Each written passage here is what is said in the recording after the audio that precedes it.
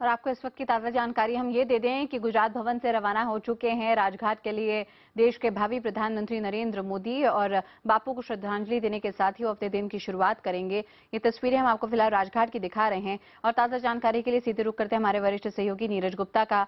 नीरज, क्या थोड़ी देरी से चल रहा है ये पूरी उनकी जो आइटनरी है, क्योंकि सुबह 7 बजे का शायद कार्यक्रम था राजघाट पहुंचने का, 8 बजने को है।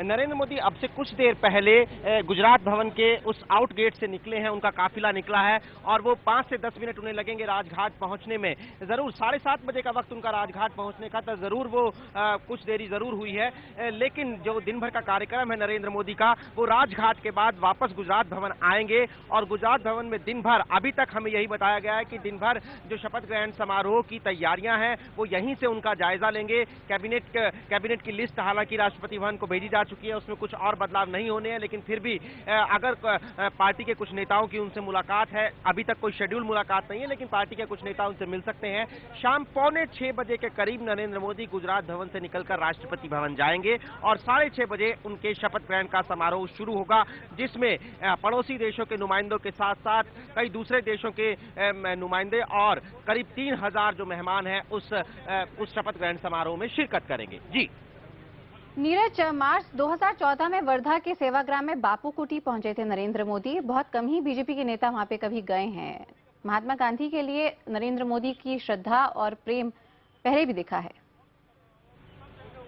बिल्कुल, देखिए नरेंद्र मोदी के भाषणों में हम महात्मा गांधी का रिफ्लेक्शन हमेशा देखते रहे हैं। आपको याद होगा कि 16 तारीख को वोटों की गिनती के बाद जब बीजेपी को अभूतपूर्व जीत मिली, तो 17 तारीख को अपने लोकसभा क्षेत्र वाराणसी में नरेंद्र मोदी गए थे और वहां पर गंगा की सफाई को उन्होंने महात्मा गांधी के साथ जोड़ा था। उन्होंने ये कहा था कि 2019 में, यानी 5 साल के बाद, महात्मा गांधी के 150 साल पूरे हो जाएंगे और वो वाराणसी के लोगों से ये वायदा चाहते हैं कि उस 150वीं जन्मशती पे महात्मा गांधी को साफ गंगा का तोहफा दिया जाए। तो अपने तमाम महात्मा गांधी, नरेंद्र मोदी जानते हैं कि हमारे देश में राष्ट्रपिता महात्मा गांधी एक प्रतीक है और देश के हर नागरिक की उनके साथ एक अपार श्रद्धा है। इसलिए महात्मा गांधी को वो अपने भाषणों में, अपनी भावी योजनाओं में बार बार रिफ्लेक्ट करते हैं और जन भावनाओं को खेलने की जो एक कला है नरेंद्र मोदी की, वो यहाँ पर भी हमें दिखाई देती है। इसी का एक मुजाहरा पेश किया है उन्होंने आज भी।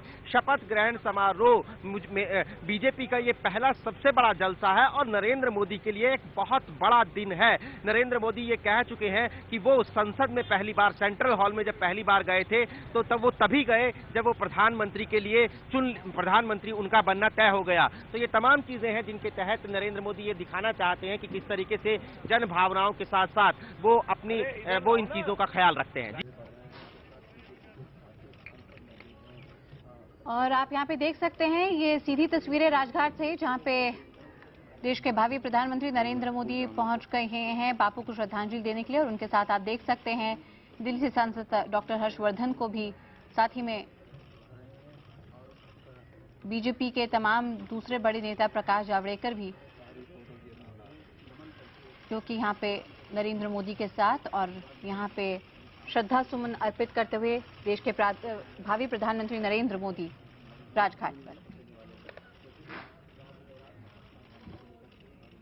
और यहीं से आज के बड़े दिन की शुरुआत हो रही है नरेंद्र मोदी के, जहां पे बापू को श्रद्धांजलि देने के बाद वो अपने दिन की शुरुआत कर रहे हैं। आज ऐसा ऐतिहासिक दिन जब देश के 15वें प्रधानमंत्री बनने जा रहे हैं नरेंद्र मोदी। शाम 6 बजे शपथ ग्रहण, लेकिन उसके पहले बहुत बड़ा व्यस्त लंबा दिन और इस दिन की शुरुआत बापू को श्रद्धांजलि देकर। और ये पहला मौका नहीं है जब देश के राष्ट्रपिता महात्मा गांधी के लिए नरेंद्र मोदी, देश के भावी प्रधानमंत्री, ने अपनी श्रद्धा दिखाई हो। इससे पहले भी कई मौकों पर वो बापू का नाम लेते हुए देश को एक नए उज्जवल भविष्य की तरफ ले जाने के लिए बातें कहते रहे हैं और प्रेरणा भी लेते रहे हैं। यहाँ पे हम आपको सीधी तस्वीरें दिखा रहे हैं राजघाट से, जहाँ पे श्रद्धा सुमन अर्पित किए नरेंद्र मोदी ने और जितने भी लोग वहां पर मौजूद हैं नमन करते हुए, उनसे रूबरू होते हुए देश के भावी प्रधानमंत्री Narendra Modi. Security please move. और आज 26 तारीख की ये तस्वीरें कुछ ऐसी ऐतिहासिक तस्वीरें होंगी जो कि हमेशा के लिए इतिहास में दर्ज हो जाएंगी, क्योंकि आज का दिन है देश के 15वें प्रधानमंत्री का। जी हां, बतौर 15वें प्रधानमंत्री नरेंद्र मोदी आज शपथ लेने वाले हैं और इस दिन की शुरुआत देश के राष्ट्रपिता बापू के साथ।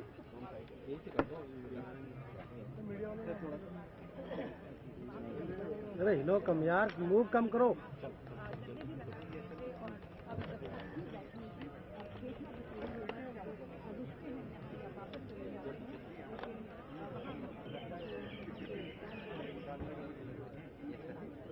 माननीय प्रधानमंत्री नरेंद्र मोदी ने अपने दिन की शुरुआत बापू की समाधि से की है। आज शाम 6 बजे और हमारे तमाम सहयोगी और संवाददाता लगातार हमारे साथ बने हुए हैं। स्मिता शर्मा, विक्रांत यादव और नीरज गुप्ता।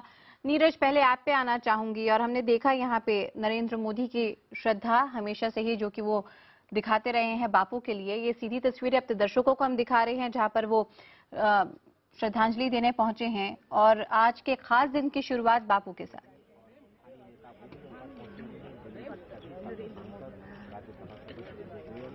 नीरज,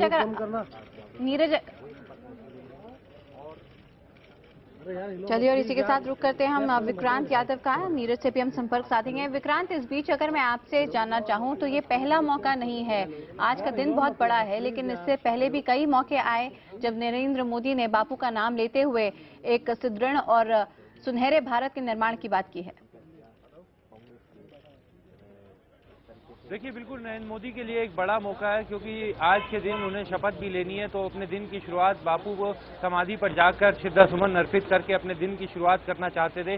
कल ही उन्होंने बाकायदा ट्वीट कर इसकी जानकारी दी थी कि वो अपने दिन की शुरुआत महात्मा गांधी की समाधि पर श्रद्धा सुमन अर्पित करके करेंगे। आज वो वहाँ पहुंचे हैं। अभी वो भावी प्रधानमंत्री हैं, लेकिन आज शाम के बाद देश के प्रधानमंत्री बन जाएंगे। तो निश्चित तौर पर उनके लिए एक बड़ा दिन है और वो अपने इस जीवन के इस बड़े दिन, जो उनके राजनीतिक जीवन का सबसे बड़ा दिन है, उसकी शुरुआत महात्मा गांधी की समाधि पर उनके दर्शन करने के साथ करना चाहते थे। बिल्कुल, और इसी के साथ अपने दर्शकों को एक बार फिर से हम बता दें, ये सीधी तस्वीरें हम आपको दिखा रहे हैं राजघाट की, जहां पे देश के भावी प्रधानमंत्री नरेंद्र मोदी, जो कि आज शाम 6 बजे शपथ लेते ही देश के 15वें प्रधानमंत्री भी बन जाएंगे, वो पहुंचे हैं इस खास दिन की शुरुआत करने के लिए राजघाट, जहां पर उन्होंने श्रद्धा सुमन अर्पित किए और बापू को श्रद्धांजलि देकर इस अहम दिन की शुरुआत की है। एक बार फिर से ये तस्वीरें देखिए जहां पे डॉक्टर हर्षवर्धन, विजेंद्र गुप्ता, आरती मेहरा, विजय गोयल, प्रकाश जावड़ेकर जैसे तमाम बीजेपी, दिल्ली बीजेपी के नेताओं के साथ पहुंचे नरेंद्र मोदी और इन्होंने यहाँ पे श्रद्धा सुमन अर्पित किए। और आपको एक बार फिर से याद दिला दें, चाहे गंगा आरती के दौरान महात्मा गांधी के 150वें जन्मदिन के जिक्र करने की बात हो, गंगा की सफाई को उनसे जोड़ने की बात हो, या फिर वर्धा के सेवाग्राम में बापू कुटी जाकर आजाद भारत के लिए जो बापू ने किया और उसके बाद एक नए भारत के निर्माण के लिए उन्होंने जिस तरह से बापू का एक बार फिर से नाम लिया, ऐसे कई मौके आते रहे जब नरेंद्र मोदी हमारे देश के राष्ट्रपिता को याद करते रहे। और आज एक बार फिर इस ऐतिहासिक दिन जब वो प्रधानमंत्री बनने जा रहे हैं देश के, उन्होंने इस दिन की शुरुआत की है बापू को श्रद्धांजलि देकर। और आपको बता दें, इस वक्त नीरज भी एक बार फिर हमारे साथ जुड़ चुके हैं। नीरज, ये तस्वीरें वाकई ऐतिहासिक। बिल्कुल, देखिए तेजस्वी, एक बात साफ है कि हमारे देश में महात्मा गांधी का नाम किसी शख्स का नाम नहीं है, किसी नेता का नाम नहीं है, ये एक श्रद्धा का नाम है।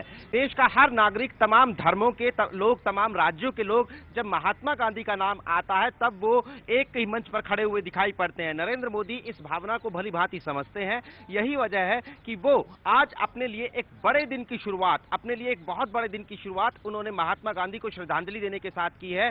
इसके जरिए नरेंद्र मोदी ने देश के लोगों तक ये संदेश पहुंचाया है कि जो महात्मा गांधी का एक सद्भावना का मिशन था, वो तमाम लोगों को एक साथ लेकर चलते थे। मैं भी महात्मा गांधी के उन आदर्शों को फॉलो करता हूं और उन्हें निभाना चाहता हूं। ये एक संदेश आज नरेंद्र मोदी ने महात्मा राजघाट पर जाकर दिया है। इसके अलावा जैसा मैं लगातार कह रहा हूं कि नरेंद्र मोदी के पिछले भाषणों में भी हम महात्मा गांधी को लगातार देखते सुनते रहे हैं। 17 तारीख को वाराणसी में चुनाव नतीजों के अगले दिन जब वो वाराणसी गए थे, मैं वहां पर मौजूद था और जो वाराणसी के लोगों की सबसे बड़ी मांग थी गंगा की सफाई को लेकर, उस भावना को समझते हुए नरेंद्र मोदी ने गंगा की सफाई को महात्मा गांधी के साथ जोड़ा था। नरेंद्र मोदी ने कहा था कि 2019 में महात्मा गांधी के 150-150 साल पूरे हो जाएंगे और हम 5 साल के बाद एक साफ गंगा का तोहफा महात्मा गांधी को देना चाहते हैं। तो इस तरीके से लगातार महात्मा गांधी हम नरेंद्र मोदी के भाषणों में सुनते रहते हैं, उनका जिक्र। और आज तो अपने लिए शपथ ग्रहण समारोह के दिन की शुरुआत महात्मा गांधी की राजघाट पर जाकर नरेंद्र मोदी ने एक बहुत बड़ा संदेश वाकई देश के लोगों को दिया है। जी बिल्कुल, तो ये तस्वीरें हम आपको दिखा रहे हैं। आप देख रहे थे 2 तस्वीरें जहां पे दिल्ली बीजेपी और बीजेपी के तमाम बड़े नेता यहां पे एस्कॉर्ट करते हुए नरेंद्र मोदी को, और नरेंद्र मोदी पहुंचे राजघाट जहां पे उन्होंने श्रद्धा सुमन अर्पित किए, बापू को श्रद्धांजलि दी और आज के ऐतिहासिक दिन की उन्होंने शुरुआत की, क्योंकि अब से कुछ ही घंटों बाद नरेंद्र मोदी यहां पे बन जाएंगे देश के प्रधानमंत्री। भावी प्रधानमंत्री नरेंद्र मोदी जब शपथ लेंगे शाम 6 बजे तो देश के प्रधानमंत्री बनेंगे 15वें, और इसीलिए इस खास मौके पर उन्होंने इस दिन की शुरुआत की बापू को श्रद्धांजलि देने के साथ। वही तस्वीरें हम आपको दिखा रहे हैं और साथ ही में इन तस्वीरों में आप देख सकते हैं बीजेपी के तमाम दूसरे नेताओं को, प्रकाश जावड़ेकर, विजय गोयल, डॉक्टर हर्षवर्धन, विजेंद्र गुप्ता जैसे तमाम नेता जो कि पहुंचे थे नरेंद्र मोदी के साथ यहाँ पे बापू की समाधि पर। और आपको बता दें हमारे associate foreign editor Smita Sharma भी लगातार हमारे साथ बनी हुई हैं। स्मिता, ये बहुत बड़ा दिन जाहिर तौर पे है हमारे देश के लिए, और खासकर कि जो आमंत्रित किया गया सार्क देशों के तमाम राष्ट्रीय अध्यक्षों को, ये भी बड़ा पैगाम, क्या एक बोल्ड फॉरेन पॉलिसी का चेहरा लेकर आए हैं नरेंद्र मोदी इस बड़ी पहल के साथ? देखिए, निश्चित रूप से नरेंद्र मोदी ने जिस तरीके से सार्क समूह के देशों के तमाम जो शीर्ष नेता हैं उनके साथ साथ मॉरिशस के प्रधानमंत्री रामागुलम को भी न्योता भेजा। वो सुबह 9:25 पर नई दिल्ली में लैंड करेंगे। 10 बजे श्रीलंका के राष्ट्रपति महिंदा राजपक्षे, 11:15 बजे जिस पर सबकी नजरें बनी हुई हैं, पाकिस्तान के वजीर आजम मियां नवाज शरीफ नई दिल्ली में तशरीफ लाएंगे। कहीं ना कहीं एक तो जो क्षेत्रीय, अगर हम कूटनीति की बात करें, क्षेत्रीय सियासत की बात करें, इसमें नरेंद्र मोदी ने अपनी होल्ड दिखाने की कोशिश की है, ये भी दिखाने की कोशिश की है कि ये उनकी प्राथमिकता होगी, क्योंकि अगर आप देखें कि सारे के सारे जो शीर्ष नेता हैं वो आ रहे हैं इसमें शिरकत करने के लिए, सिवाय बांग्लादेश की, क्योंकि बांग्लादेश की जो प्रधानमंत्री हैं शेख हसीना वो 24 से 28 तारीख तक जापान के दौरे पर हैं, इसलिए उनकी जगह जो उनके संसद में स्पीकर है डॉक्टर शर्मीन चौधरी वो उनका प्रतिनिधित्व कर रही हैं। तो नरेंद्र मोदी का कहीं ना कहीं पूरे दुनिया भर को एक संदेश की जहां तक आप क्षेत्रीय सियासत की बात करते हैं, आफाक के नजरिए से, अफगानिस्तान पाकिस्तान के नजरिए से ये क्षेत्र खास करके अमेरिका जैसे देशों के लिए बेहद अहम है, वहां भारत की भूमिका आने वाले दिनों में किस तरह की होगी, एक इसका संकेत देते हुए दूसरी बात कि अब इसके बाद जो है वो कहीं द्विपक्षीय तौर पर अपना विदेशी दौरा कर सकते हैं इस क्षेत्र से बाहर। तो निश्चित रूप से नरेंद्र मोदी ने नवाज शरीफ को भी एक ऐसे पोजीशन में डाल दिया था जहां नवाज शरीफ अगर नहीं आते तो ये संदेश आ जाता कि उन्होंने पाकिस्तानी सेना और ISI की बातें मान ली हैं, और अब जबकि वो आए हैं तो ये देखना होगा कि दोनों के बीच में किस तरह की केमिस्ट्री नजर आती है और कैसे वो जमीन तैयार कर सकते हैं आगे रिश्ते की गाड़ी को बढ़ाने के लिए। जाहिर तौर पर स्मिता, और वहां से कुछ ऐतिहासिक तस्वीरें हमें आपके हवाले से भी मिलती रहेंगी, लेकिन इस बीच अपने दर्शकों को हम ये भी बता दें इस वक्त एक और ताजा जानकारी आपको दें, जहां पे देश के पूर्व प्रधानमंत्री अटल बिहारी वाजपेयी से मिलने जा रहे हैं अब नरेंद्र मोदी। ये तस्वीरें हम आपको राजघाट की दिखा रहे थे, जहां पे अब से कुछ ही देर पहले वो पहुंचे थे बापू को श्रद्धांजलि देने के लिए, और अब यहां से वो रवाना हुए हैं देश के पूर्व प्रधानमंत्री अटल बिहारी वाजपेयी को मिलने के लिए। नीरज, मैं आप पर आना चाहूंगी, और याद होगा आपको सेंट्रल हॉल में नरेंद्र मोदी के भाषण में वो बात जब उन्होंने कहा कि आज अगर अटल जी भी होते तो सोने पर सुहागा होता। बिल्कुल तेजस्वी, देखिए आपने पहले ही भाषण में सेंट्रल हॉल के अंदर अटल बिहारी वाजपेयी का जिक्र किया था नरेंद्र मोदी ने, और नरेंद्र मोदी इस बात को भली भांति समझते हैं कि अटल बिहारी वाजपेयी आज भले ही सक्रिय राजनीति में ना हो, लेकिन इस देश में बीजेपी की और एनडीए की सरकार के पहले प्रधानमंत्री अटल बिहारी वाजपेयी थे, और कुल मिलाकर वो अपने एनडीए के सहयोगियों को और दूसरी पार्टियों को भी ये संदेश अटल बिहारी वाजपेयी के प्रति अपनी श्रद्धा के जरिए नरेंद्र मोदी ने दिया है कि जिस तरीके से अटल बिहारी वाजपेयी की एक पॉलिसी थी, उनके काल में एनडीए जो था वो करीब 2 दर्जन पार्टियों का एक समूह था, उसके बाद एनडीए बिखरता चला गया, लेकिन नरेंद्र मोदी ने फिर चुनावों से पहले अलग अलग छोटी मोटी पार्टियों को जोड़ा और करीब 28 पार्टियों ने एनडीए की छतरी के नीचे चुनाव एक साथ मिलकर लड़ा।